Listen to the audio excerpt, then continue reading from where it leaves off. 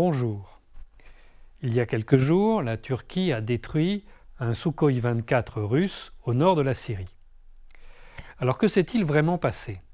En fait, la destruction de cet avion a été planifiée par le gouvernement turc dès que la Russie a commencé son opération militaire ici en Syrie. Et ça, nous le savons parce que le principal lanceur d'alerte turc, celui qui tient un compte Twitter et qui annonce quelques semaines à l'avance les opérations du gouvernement turc et même souvent qui dévoile des affaires de corruption, qui annonce les perquisitions que va faire la police, etc. Eh bien, ce lanceur d'alerte avait annoncé, il y a à peu près un mois, cette opération. Le but, c'était de faire comprendre à la Russie qu'elle peut certes défendre Damas et l'attaquer, mais qu'elle ne doit pas s'immiscer dans les affaires tout à fait au nord du pays, c'est-à-dire dans la troisième guerre contre la Syrie que la France, Israël, le Royaume-Uni et la Turquie souhaitent lancer. Le but de cette troisième guerre, je l'avais expliqué il y a une semaine, c'est de créer un pseudo-Kurdistan au nord du pays, dans une zone où il n'y a pas de Kurdes, mais où on expulserait les populations qui y habitent normalement et où, au contraire, on obligerait les Kurdes turcs à fuir leur pays et à se réfugier dans ce pseudo-Kurdistan. Donc cette opération coloniale suppose évidemment que la Russie ne s'en mêle pas et qu'elle ne vienne pas étendre son terrain d'opération à cet endroit-là. Donc la Turquie a descendu cet avion. Alors on nous dit que c'est un événement qui s'est déroulé un peu comme un accident, les choses se sont enchaînées trop vite. Mais pas du tout. Le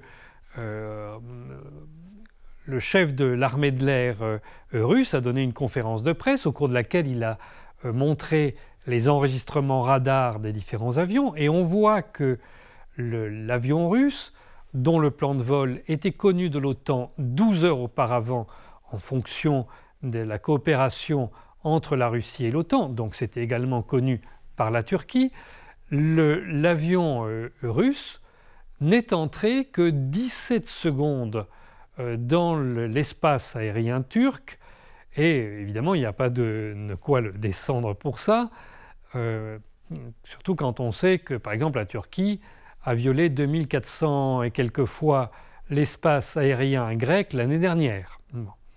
Donc à ce moment-là, un avion turc qui était prêt depuis déjà une heure et qui avait reçu l'ordre de descendre dès que ça serait possible l'avion russe, cet avion turc est arrivé par derrière, lui a tiré un missile, puis après a été obligé de tourner pour revenir à son aéroport d'attache. Ce faisant, il est rentré 40 secondes dans l'espace aérien syrien.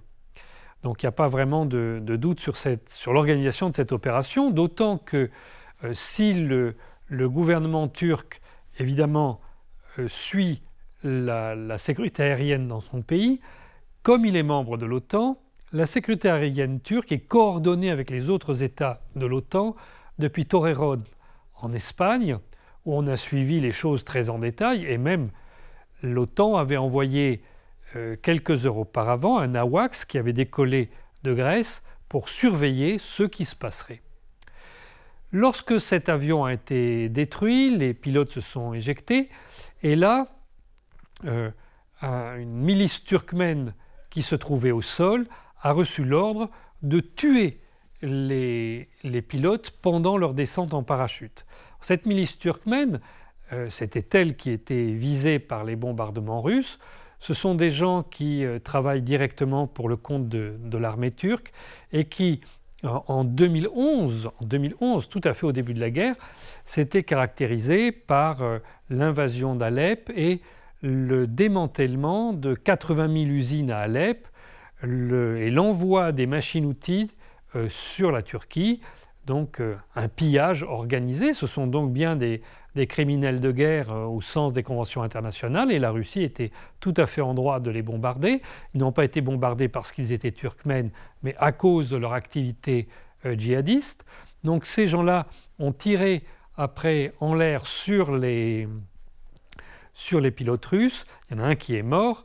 Le chef de ces Turkmènes est un Turc, ce n'est pas du tout un Syrien, c'est un Turc qui est membre des Loup-Gris, une association d'extrême droite, historiquement liée à l'OTAN, puisque par exemple vous savez que Ali Akcha, l'homme qui a essayé d'assassiner le pape, était le numéro 3 des Loup-Gris, et que l'opération était commanditée par la CIA pour empêcher l'host politique du Vatican.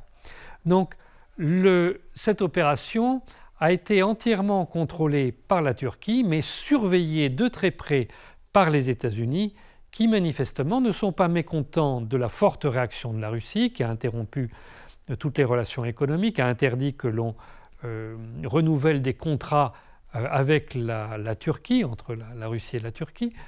Et la réaction turque simplement a été de ralentir la circulation des bâtiments turcs dans le détroit des bâtiments russes dans le détroit du Bosphore. Donc tout ça pour dire que les États-Unis ne veulent pas non plus de cette opération de la France, d'Israël et du Royaume-Uni au nord de la Turquie et au nord de la Syrie, qu'ils ne sont pas malheureux de voir la Turquie en mauvaise position.